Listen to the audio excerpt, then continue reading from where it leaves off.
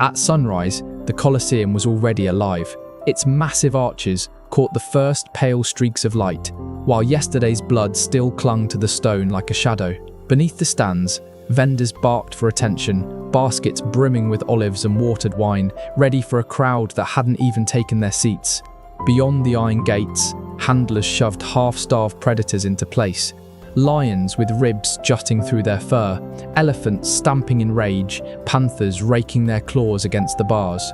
From the tunnels came the sharp clang of swords, not practice swings, but tests for the day's killing steel. And over it all, a low hum swelled into a roar, tens of thousands of Romans pouring in, hungry for the thing their empire perfected better than anyone: death, dressed up as entertainment. The Roman arena wasn't just sport. It was a laboratory for cruelty. Emperors flooded the sand to stage naval battles, starved wild animals to heighten suspense, and forced prisoners to act out myths that ended with very real corpses. None of this was accidental. It was policy woven deep into Rome's machinery of control. Cheering from the stands wasn't harmless. It was loyalty, shouted loud enough to echo through history. And today, we're stepping straight into that shadow. These are the most brutal, most inhumane arena acts that went too far, even for Rome. From blood-soaked funeral rites to executions dressed as theatre, we'll uncover how an empire built its glory on turning suffering into applause. Before we dive in, hit subscribe so you don't miss our next descent into history's darkest corners. Now, take your seat. The gates are creaking open. The first gladiatorial combat in Rome didn't begin with golden fanfare or emperors in royal purple. It began at a funeral. In 264 BC, the sons of Decimus Junius Brutus Scaeva chose not to honor their father with statues or prayers, but with blood. They armed 3 pairs of slaves and sent them to fight to the death in the Forum Boarium, a cattle market thick with the stench of dung and smoke. This wasn't entertainment. It was duty, a munus, an obligation owed to the dead. Its roots stretched far beyond Rome. In Campania, warriors were slain at graves to appease restless spirits. Over time, killing shifted to combat. The dead no longer demanded random victims, but duels between chosen men. The Samnites, once Rome's bitter enemies, held such contests often, and Roman elites embraced the custom eagerly. Burying a man with treasures showed wealth. Burying him with a blood-drenched spectacle proved power. But funerals were only the beginning. By the 3rd century BC, Rome's leaders saw how these fights could do more than honor ancestors. They could steady politics. Religious festivals, once solemn offerings to Jupiter, began featuring gladiators. The Senate framed it as piety, but the crowd knew the truth: state-sponsored violence designed to keep the people loyal. Even the armor told stories. Early fighters wore the shapes of conquered foes: the Samnite with his heavy shield, the Thracian with a curved blade, the Gaul with a broad sword. Watching them bleed was watching Rome's victories replayed, slash after slash.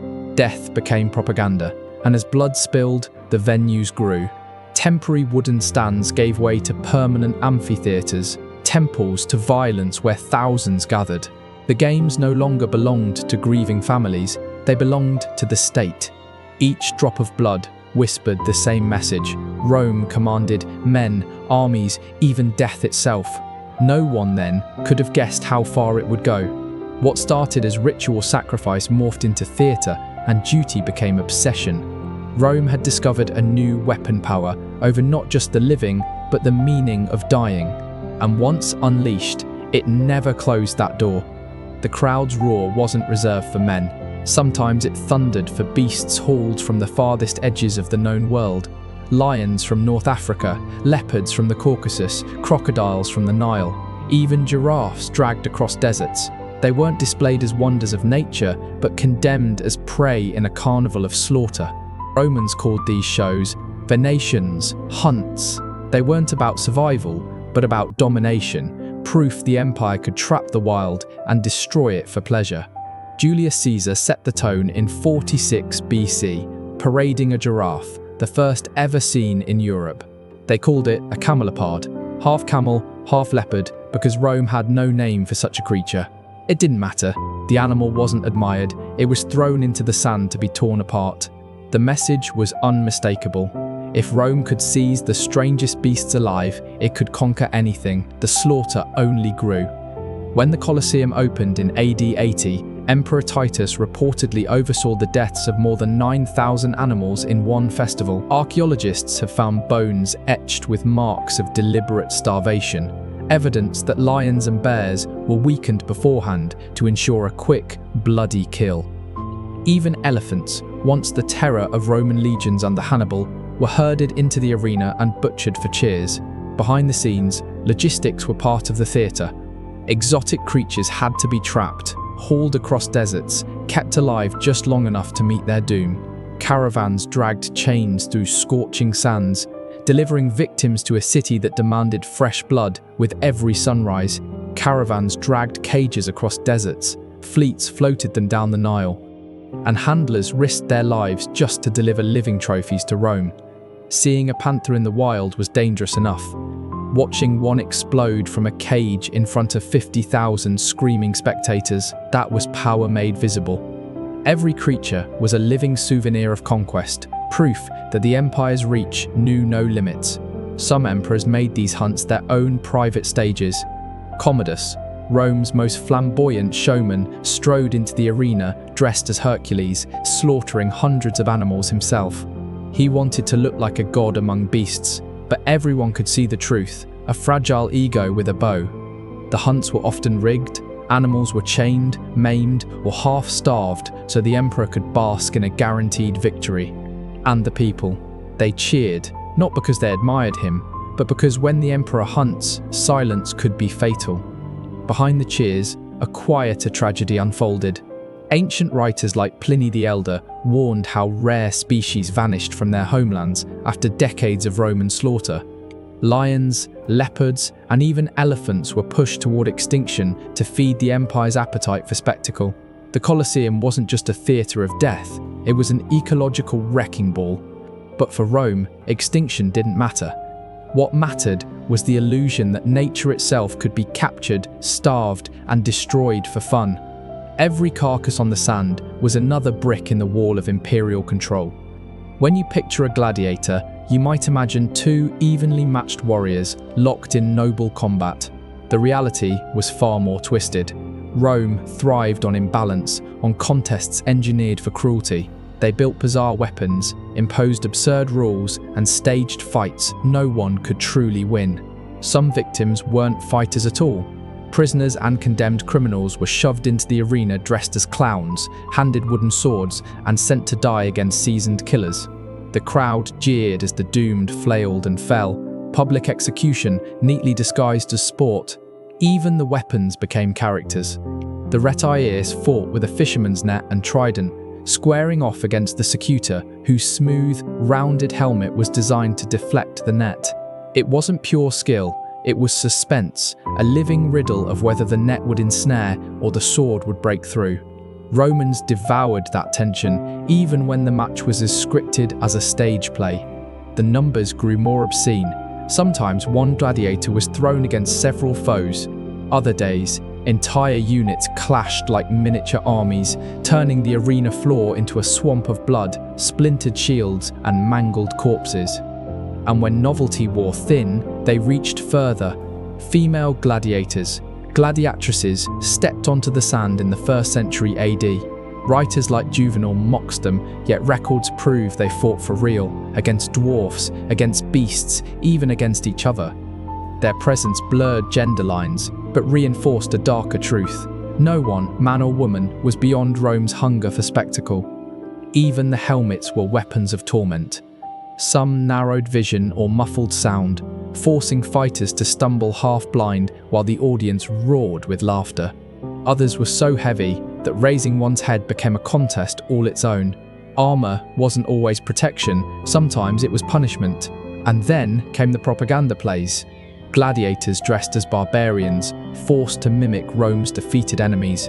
Their inevitable loss reminded everyone that the empire always prevailed. Every mismatch, every exotic twist, every gender-bending stunt was carefully designed to keep crowds shocked, obedient, and begging for more. The Colosseum never settled for repetition. It invented new cruelties, always hunting for the next thrill. By midday, once the morning duels had soaked the sand and the crowd started to fidget, the arena shifted gears. Combat gave way to theatre, with death at centre stage. Romans called it damnatio ad bestias, condemnation to the beasts. For the condemned, it wasn't a trial, it was a script they had no power to refuse. Criminals, deserters, rebellious slaves, prisoners of war, they all became unwilling actors in an execution disguised as myth. Each victim's punishment matched their crime. Thieves torn apart by wolves, arsonists burned alive, traitors thrown to lions. Every scene was a morality play written in real blood. And the scale could stagger belief. During Emperor Trajan's celebrations after his Dacian victory, thousands of captives were slaughtered over 103 relentless days. It wasn't random carnage. It was organized, paced like acts in a grim drama, every death crafted to keep the audience on edge until the next horror arrived. Animals were the stars of this nightmare. Lions were starved to a frenzy before release. Bears, chained in pits, were goaded into sudden fury. Even prized leopards were unleashed on trembling victims. The uncertainty, would the beast strike fast or toy with its prey, kept the stands howling for more. Sometimes, the cruelty came dressed as legend. Prisoners were forced to play doomed heroes. Orpheus torn apart by wild beasts, Prometheus chained as vultures circled overhead. These weren't stories anymore. They were blood-soaked performances, and the sand was their stage. Death in Rome wasn't always just death. Sometimes it was theatre, bloody, mocking theatre. For the condemned, it wasn't enough to perish. They had to perform their demise, acting out Rome's myths with their own bodies. Executions became grotesque plays where flesh replaced masks, and the script always ended in agony. The cruelty stretched far beyond wild beasts. Crucifixion, borrowed from the East, was staged right inside the arena. Men and women were nailed to timber while vendors hawked wine and children played nearby. Fire joined the spectacle too. Prisoners were forced into the tunica molesta, a shirt soaked in pitch, then set ablaze, human torches writhing as smoke curled into the sky. As Tertullian bitterly wrote, they were living torches. These killings weren't just morbid entertainment, they were propaganda, warnings carved into living flesh. Defy Rome, and you would die slowly, with tens of thousands watching. Not everyone could stomach it. Seneca complained that midday executions hardened the soul, making men crueler as they watched. But his protest drowned in the thunder of a crowd that came not for justice, but for the thrill of punishment. Rome's imagination didn't stop with sand and swords. Sometimes, emperors demanded oceans inside the city.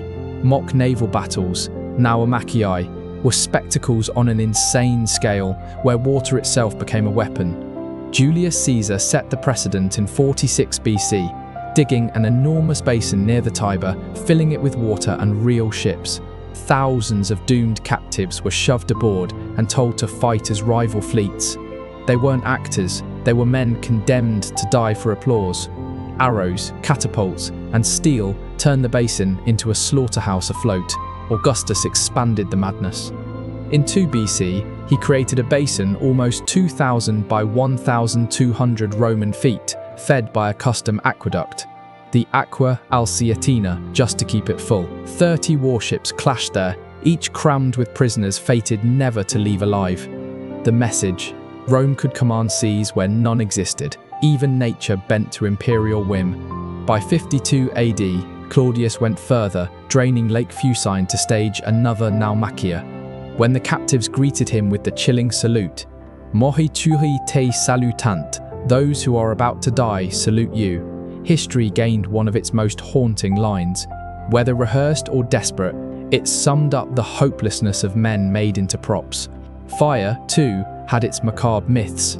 Victims wearing the pitch-soaked tunic were cast as heroes meeting fiery fates.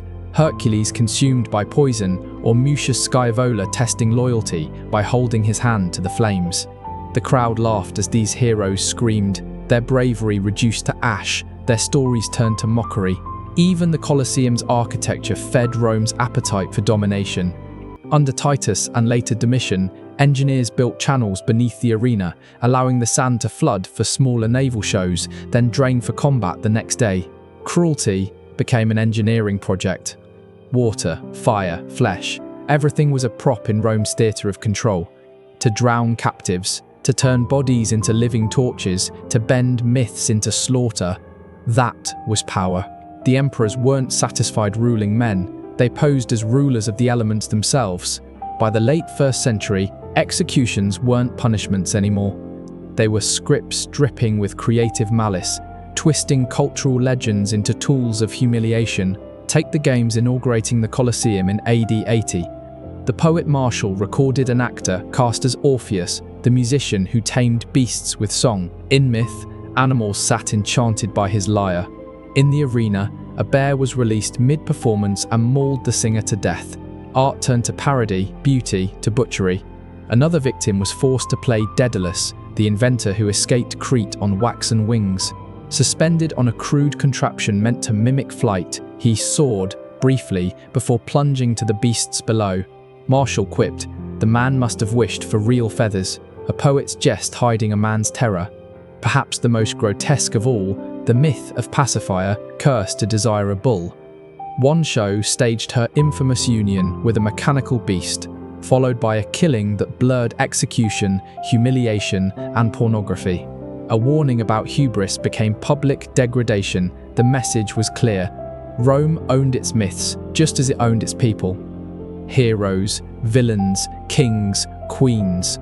None were safe from being rewritten as props in a pageant of death. For spectators, these scenes were sideshows between serious contests. For the condemned, they were agonizing ends dressed in costumes. For Rome, they were propaganda made flesh, proving the state could even rewrite the meaning of its own legends. In the Colosseum, stories weren't told with ink or marble.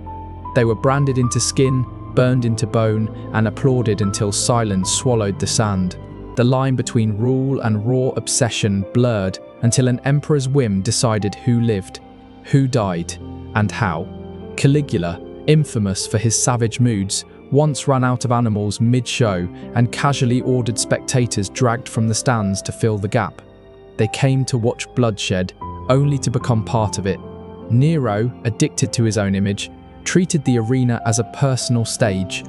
Prisoners were dressed as tragic heroes from plays, then executed in ways that mirrored their scripted fates. Nero called it art, Rome whispered, madness.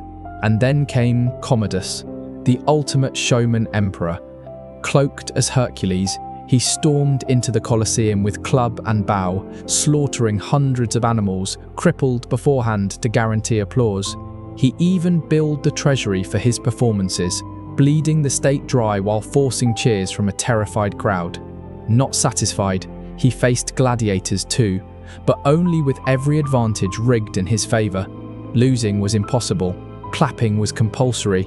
Domitian wielded the arena like a weapon of paranoia, staging midnight hunts by torchlight to keep Rome uneasy, unsure when amusement might turn to terror. Even good emperors weren't immune. Trajan, remembered as just and capable, marked victory with 103 days of games. Thousands of deaths folded into a celebration of power. Spectacle fed egos, but it carried a price. Caligula and Commodus both died violently, remembered not for statecraft, but for theatre written in blood. The arena that lifted them up also exposed their madness. Not every Roman cheered. Philosophers, poets, early Christians left a quieter record, one that saw rot beneath the marble. Seneca confessed the midday executions hardened him, stripping away empathy rather than purifying the soul. Violence, he warned, seeped past the arena walls, poisoning daily life. Cicero, decades before, praised bravery yet condemned cruelty for cruelty's sake, though even he admitted the mob demanded games as proof of generosity. To govern meant feeding the beast.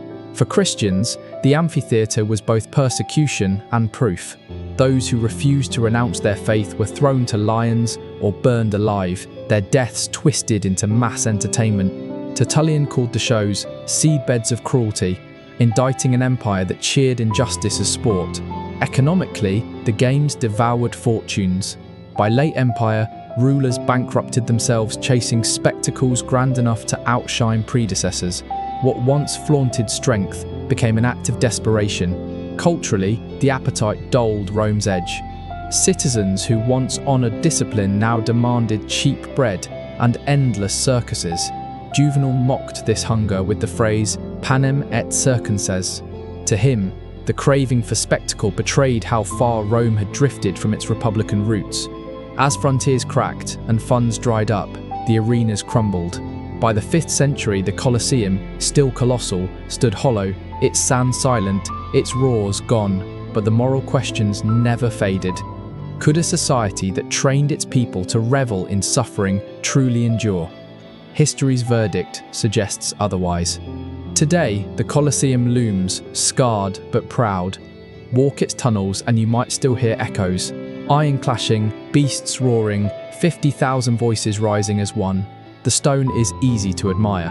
Harder, and more honest, is to remember its purpose, cruelty rehearsed until it felt normal. Rome's arenas weren't merely about blood, they were about control, shaping how citizens thought, laughed, and obeyed.